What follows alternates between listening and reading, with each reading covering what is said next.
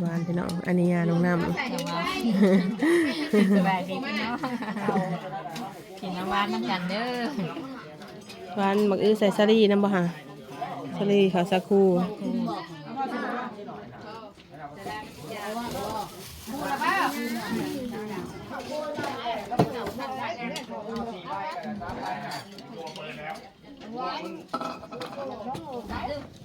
เด้อทางไหนอีกบ่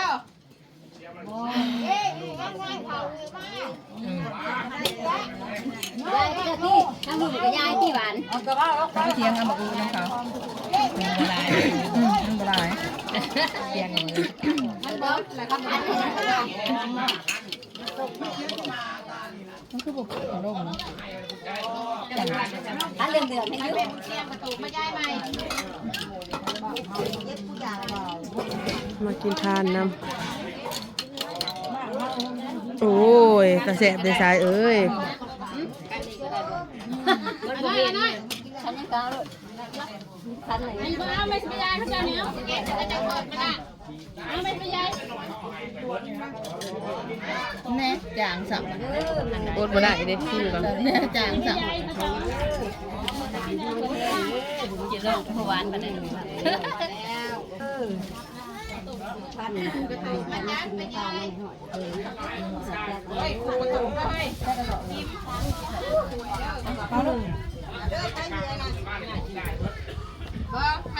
ได้แล้วได้แล้วเลยได้แล้วได้แล้วพอแล้วจะตั้งลุงผูกเจ้ากับ แห้งลุงเขาเดียวเปื่อย พระเจ้ากับมาโมมาทานน้ำ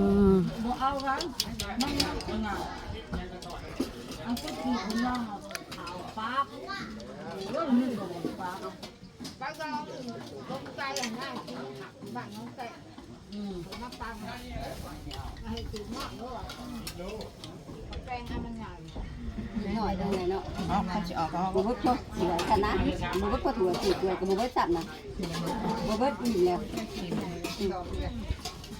อีกหน่อยก็ปลายมั่วให้ก่อนไปกินออกก็ทำห้องคะแนนคุณมั่วมันไปถามน่ะถ้าพี่ก็ถึงเสียวทางออกหน้าให้ไปตีที่ทางเมื่อวานไหลมาบ่ไหลมาผีเนยเนยมันออกข้างนอกอะไรง่วงอะไรง่วงให้ไม่น้ำเลยลูกไหลมาเด้อไหลมาผีร้อยทั้งเงินลุงเศษไหลมาต้นถึงเสียวเด้อต้นชมเสียวคุณยังไม่เมื่อบ่ายยังมันออกข้างเขาไปทางไปทางน่ะไหลถึงหน้ามันออกข้างหน้าแค่นี้แต่ลืมพอก็ใส่ง่ายเนาะใส่แล้วพากันไปแดงแดงพวกเขาเคยเรียกแบบทุ่มกันน่ะเปิดตะวันเนี่ยว่าเป็นเลยบ่เปิดเป้านั่นแหละย่อก็ย่อตื่นมาไล่ตะถาดอยู่หันเด้อไล่นั่นแหละไปยังอาบน้ำเย็นเลยไล่กระโดดเนาะทำหน้าหัวได้ยินเหรอเอาอันนี้อ้อมไปเลยเป็ดมันล้มบ่ได้บ่ที่บ้านมันไม่ได้พี่น้องเลยกินเข้าบ่สบายไม่ถามอะไรบ่กินบ้านออกไข่กินยากินแล้วกินยาแล้วก็มาไข่เพื่อนอีกร้อยกับไข่ก็ทำได้ถูกเลยโอ้ยใหญ่ดิใหญ่ครับใหญ่ครับยังละหมากลากถ่ายหมดดอกหมูเบิดแล้วเล่าซ้ำหลงเราเนาะขี้ขาวและเถาจ้ะนะ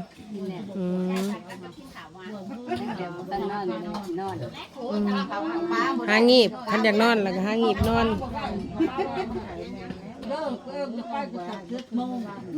ก็หาเงี้ยกับเบอร์เขาเบอร์ขึ้นนะบ่ายเราด่าเมื่อไรมาแล้วพูดเมื่อไรมาเอาจักงัวได้ยอดนะข้างหน้าพื้นนะเอาหายก็หายหมดได้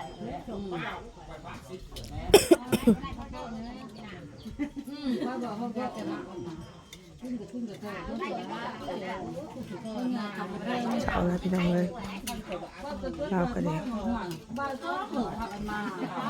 แม่เราไปกินแล้วกี่เดือนตาลูกเราจะกินแล้วจะไม่ถาวรนี่ กินแล้ว อืม เพิ่นคนที่เขาเบิดซะนะน้อยหนึงก็กิน แค่นออกค่ะบ่ มันเป็นอะไรมันอยากกินยังกินยังก่อนดังก็เลยจังแค่จัง แม่นนะ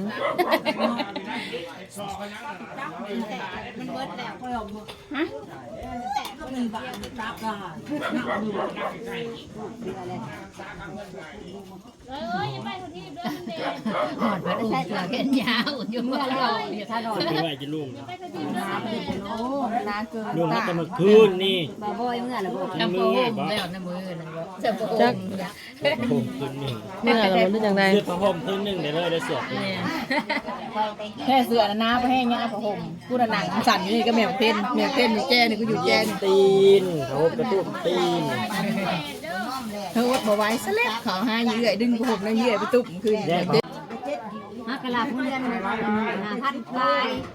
เราได้อยู่ไหน ก็สิได้คนแล้วกินน้ำแล้วอ่ะ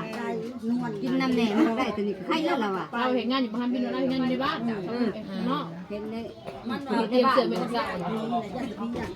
มื้อนี้ในที่มาเพื่อนอยู่คนเดียวมื้อนี้นะที่มาเพื่อนก็ไปคนเดียวนี่แหละเพิ่นว่าเป็นตุ่มเป็นยังบ่จ๊ะที่มาคนเดียว เก่าแก่เนี่ยเขาอยู่ตามทวนตามนั้นเมื่อแล้วก็ได้เย็นใส่แพทย์ไปย่อได้เย็นก็เจ้านี่เย็นเนาะมันเป็นเหาะได้ เราบ่ถามเราอยู่ใกล้ค่ายแพทย์บ่ใกล้กันบ่ค่ายแพทย์ แพทย์น่ะ100กว่าโลกับไปน่ะ โอ้ ท่านเห็นงานแล้วไว้แรกน่ะเฒ่าแก่สิพาเขา ออกไปก็ห้องหน้าเนาะแล้วก็ไปดูมือ อืม ตลาดขายได้หนักแม่ ว่าเขาจะกับหมูไปแล้วของหมูเดียว กินกับกล้วยกินกับ อันนี้อยู่ก็หมูนี่ว่าเขาต่างแล้วเขาบุเรนในการส่งเขาว่าแล้วปลูกก็ติดตู้เขาทำประตูเขาว่าอย่าลิ้นตลาดอยู่ อืม ปินหน้ามาทางมันโอ้เขาบอกบูฮูเมือถ้าเขาติดบุญไปแย่บูฮูเมือจะว่าร้านสักดำนี่ก็หยอกกันอยู่นี่โยงกันอยู่ร้านก็ได้ แม่แม่โยงแม่ประเทศนั้นแลนออกจากโรงพยาบาลได้6 มื้อกันไปผ่า เอาแต่คู่อยู่แล้วเนาะคนก็ร้านก็แลนอยู่มาหาปูมาหาปูคือว่า ขึ้นนั่นดอกกระดาษเห็นนะ หลอกร้านคนมาหาปูคือว่าท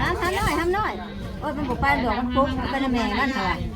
จองแม่อยู่แถมได้วัน ยังถึงนั่นอยู่ได้อันคุยกันอยู่เนาะ ดีกันไม่ได้ถูกมันเป็นนี่เท่ากันได้ ก็คือเพิ่นเว้าซื่อๆบ่ อยากมาเขาว่ามาถ้ามันเดือดเขาว่าวันนี้ มาเรียกหัว มาถ้ามันแดดนะว่า อืม มันหอนเด็ก มาเช้าพามาแม่นบ่เอากระทาโลด แม่ได้ผ่ารถที่ เช้า ชง เช้าโลดสิไปเอาพาบินดอกคืนนี่นะ ที่ชงหลับที่เก้าที่เขามาส่งคนดีแก้วเขาบุกไปพี่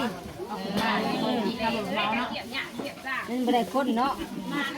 เก่งก็ผิดอยู่แล้วเนาะไรมันที่ชงกับที่หน้าแล้วอ่ะผิดละ บ้านแล้วเนาะ จะมาหอบ้านถึงเมืองแล้วผิดนั่นซาพ่อเลยยา มันก็สิวันที่2อันนี้แหละป้าเอ้ยมันเนาะก็สิวันที่2มาหอบ้านหอเมืองอันนี้แหละขนาด ไม่ได้ขึ้นมานี่อันนี้จะหาเนาะ ว่าพื้นท่านว่าพื้นห้าท่านมื้อแรกนี่มื้ออื่นเขาบ่ได้เผาให้ได้วันพุธ เป็นกระหัดอยู่ วันพุธเขาเจ้าก็บ่เผาจะทาง เขากระทือบอก คือกันนะ ได้อ่ะผู้ว่าคาเฮ็ดนะแล้วก็ว่าวันพุธเพิ่นบ่เผาแล้วว่าพี่น้องข่อยเขาก็บ่เผาให้แล้ววันพุธนี่ เขาก็ถือกันแล้ว ยันเป็นวันพฤหัสคุณเรากันบ่ทันนี่ มื้ออื่นเพราะวันพุธเนาะมื้อพุ่นแล้วมันพฤหัส กระหัดอยู่แล้วเขาก็สิได้นอนแล้วมีแรงกันเนาะแล้วมือเนาะ อืม มือจะอยู่ ท่านแม่มันใหม่ไปเฮ็ดบ้านไปเอาไปก็ว่ามาตรงปากพฤหัสปีแล้วพฤหัสอยู่แล้วมีก้อนพันแกงขึ้นมากันลูก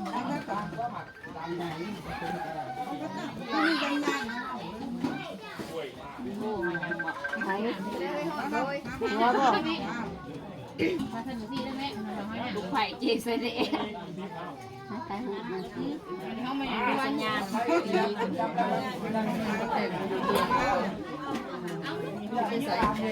เป็นได้เหรอพี่โชคขี่รถพยาบาลยังห่อก็ดียังโลกกันได้มื้อคือกันขนาดก็ยังโลขนาดโลทางไทยอีกนะ ไว้ลงภายในโตมาบ่ หันได้น่ะ